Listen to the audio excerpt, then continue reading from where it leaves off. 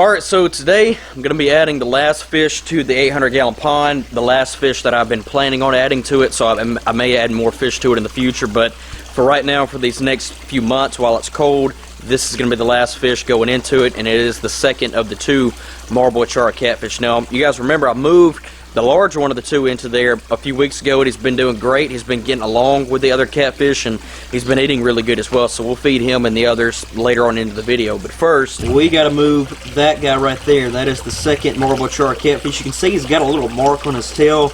That might be a bite mark. It might not be. His tail fin is actually a little bit messed up as well.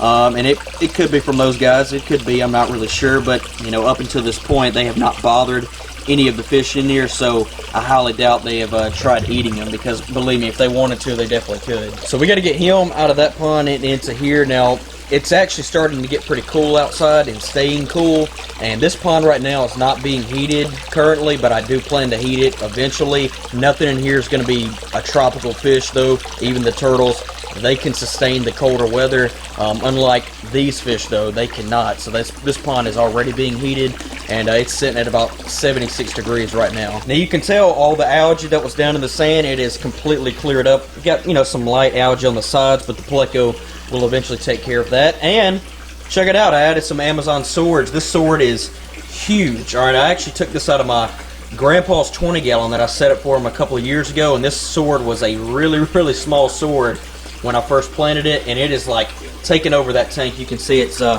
shooting out some new swords right there, and it's actually got 3 other babies off of it in his tank right now, and it's going to do the same thing in this pond, so that's pretty cool.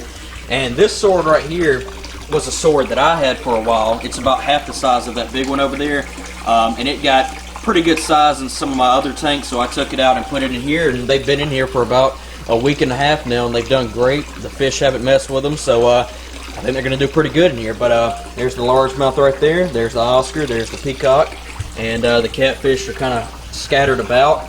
But if you look right there, that whisker is off of that big marble char catfish, and he's not that much bigger than the smaller one that we're about to move, but he definitely is. And when they both are in here and are kind of side by side, you'll be able to see the difference. That one is actually blind as well. And if you look right there, that is the red-tailed tiger shovelnose hybrid. That guy right there is a freaking pig. He is really fun to feed, but that sucker does not stop eating. There's one of the turtles coming out. They're kind of starting to not come out as much now. The fish are becoming a little bit slower, so I definitely do want to kind of heat this pond, at least keep it in a tropical range. Right now it's probably about 65-ish, so it's getting pretty cool, and that's why I want to go ahead and get that marble char catfish out of here, because he is the last remaining tropical fish in here. Got my handy dandy Ziploc bag here, got my net, not big enough, but we're going to make it work. Here we go.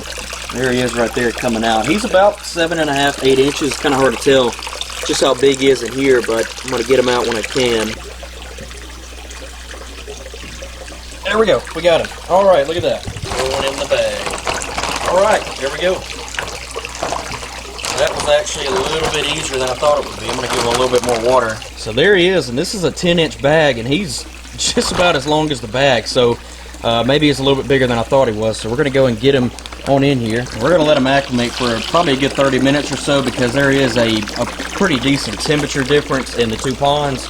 But I think this guy's going to like it in here. It's going to have a lot more room, and it's going to be a whole lot warmer. So while the catfish acclimates, I figured I'd show you guys the two fish we got in the last video, which are the red spot severums, and they are doing great in this tank. Get along with everybody. Everybody gets along with them, and man, do they eat like some little pigs. So I got some bloodworms right here, and we're going to go and feed these guys right now. I've been feeding them pretty heavily, because I want to get these guys growing and really get that red coloration coming in on them, which they don't really have that much of right now.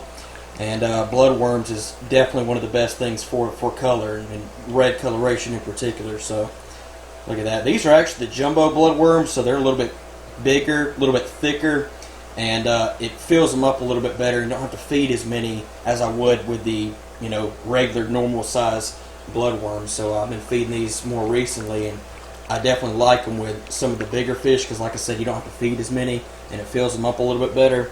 But yeah, check them out. I mean, they are just doing as good as they could possibly do in this tank. Got a lot of growing to do, but it's going to be fun to watch them grow. And I've been actually feeding them twice a day, which All my other fish I only feed once a day, sometimes even every other day. But when you have smaller fish like this that can get quite a bit bigger, same thing with the electric blue acaras, the more often you feed them, the more that they're going to grow. So that's just something, you know, in good water quality as well. Alright, so I've got some frozen krill right here. This is one of the main things that I feed these outdoor fish. The peacock bass will not eat it for some reason. If I throw it in there pretty quickly, he thinks it's something else. He'll grab it and then just kind of spit it back out.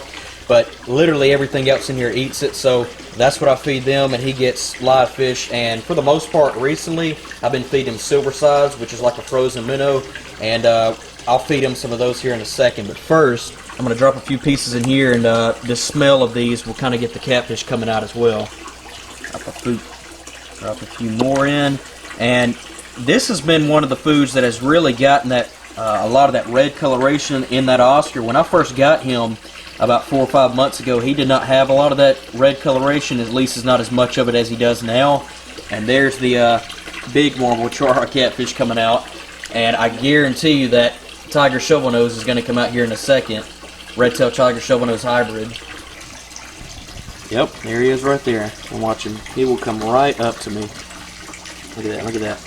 And the marble char, he'll eat out of my hand as well, so will the bullhead, but they won't really come up to the surface as aggressively and as often as that guy right there will. So he's a really, really cool fish in here. Oop, marble char is sneaking up. Oh, this dang bass is going to try to steal it. That's what he'll do. I'll feed him and the Oscar a few pieces to get him kind of backing up a little bit, and then he'll get kind of full, and I'll have a piece down there like I am right now trying to feed the catfish, and he'll stay back for the most part, kind of sit there in close range, just kind of staring at it. But as soon as one of those catfish gets up close to it, he wants to try to run in and get it from him. So that's exactly what he does every single time. See him? That's exactly what he's doing. He don't really want it. He just wants to make sure that catfish doesn't get it. So these are those silver sides. They're about a 2.5, 3-inch frozen minnow, and this is one of the very few frozen foods that I can get that big peacock bass to eat. And when I start throwing these in here, I mean, he'll put that largemouth in his place. Watch this. I'll kind of get him over here so he knows he's about to get fed. And he won't jump out of the water. I haven't got him doing that. That Oscar will more than any of them, but watch this. I'm going to try to get it right there by him. And he usually gets it from that largemouth. And sometimes I'll give 1 or 2 to the catfish, kind of break them in half, so that way it's not such a big piece of food. But I'll feed this peacock about 5 or 6 of these every other day, because it is a good amount of food, so I won't usually feed him this every day. But about every other day he gets about 5 or 6 of those, and it keeps him pretty full. So this is what I usually do. I usually get the largemouth and the Oscar right here, and then I'll throw it back over there for the peacock to get it, because he's usually hanging out in the back like that. Alright, so about 30 minutes has gone by now that this guy's been acclimated, and I actually added some of this pond's water to his bag about 10 or 15 minutes ago, so he should be pretty well acclimated now. And you can see there's his brother or sister right there. I got these guys, I'll explain in a minute the story behind both of these catfish, but I got them pretty close to the same time from the same exact place, so they very well could be related. Alright, here we go. Going in. And there he goes. Nobody's going to mess with him. Largemouth better leave him alone. Alright, there's that guy. There's the other one over there. He's going to kind of, I guess, hang out underneath that Amazon sword. So, there we go. All the fish are now into the pond. Now there's no more tropical fish in that pond over there. Like I said, I am still going to heat it somewhat, you know, just to keep it kind of, you know, above 60 degrees. You know, I think the fish and turtles will appreciate that. Oh, look at that, look at that. Both of them, they have now reunited. So, basically, the larger one of the two, which is the blind one, I got that catfish, I don't know how many months it's been, but it's been several months, and when I both got them, they were both right around 2.5, 3 inches. I mean, they were itty-bitty, really, really small and puny catfish. But this was my plan for them all along. I didn't even have this pond when I first got them, but my plan was to eventually get them in this pond because I planned on getting it. I knew at first I would have to get some size on them, and then I probably would eventually move them into that pond first, which is exactly what I did, and then eventually they would go into here. So they're finally in there, and they're both right around 10 inches, it looks like. That other one, he might be an inch or two smaller, the one that would just move, but they're pretty good size, and they've gotten quite a bit bigger ever since I've moved them out here. So, and that was my plan all along, to have them grow faster being that I took them out of a 46-gallon tank and into a 300-gallon pond, which is what that one is right there. So I got that larger one of the two, and I had them in a 10-gallon for a little while. And one of my friends actually had a 55-gallon African cichlid tank, kind of similar to the one that I have. And I was going to let him get that one, and I was actually going to go back to the store that I work at and get another one because we had been getting them in pretty consistently. And I thought I would just go ahead and get another small one and just kind of go from there. So I give him that catfish, and everything's fine. And then he calls me a few days later and says I need to get the catfish back because the cichlids were attacking it. And when I got that catfish back, I don't have any footage or pictures of it, but that catfish was really, really close to being dead. Okay, I mean, he was beat all up. And that's how he's blind, because they plucked his eyes out. A lot of times cichlids and aggressive fish will go for the eyes on fish, and they plucked his eyes off, and they also really damaged his skin. You could see his meat and all that. And I don't know if he was going to make it, but it took about 2 or 3 weeks, and he made it. He had like fully recovered and was eating and had started to grow back. I had already gotten another Marble Char catfish, which is now the smaller one that we just moved. So now I've got 2 of them, and I just kind of went on from there, and I just said, you know what, I'm going to keep both of them, and that's exactly what I did. But the larger one of the 2, the blonde one, I've explained this before, he was always the more food aggressive one, and he always got more food, and that's why he got a little bit bigger. But I mean, I got them at pretty close times, and we order from the same place, so they very well could be related. I'm not sure, I don't really care, but we've got both of them now into the big pond where they're going to be for a long time now. They've got a lot of room to grow now, and those fish, I mean, that's a South American exotic catfish. They can easily get 2 or 3 feet long, so they got a lot of room to grow, and they can definitely get that big in that pond. So can that red-tailed tiger shovelnose hybrid. And it's going to be fun to, watch them grow. But I hope you guys did enjoy the video. If you guys did, please be sure to give it a like down below. Hit that subscribe button if you guys are new to the channel. And with that being said, I'll catch you guys in the next video. Peace.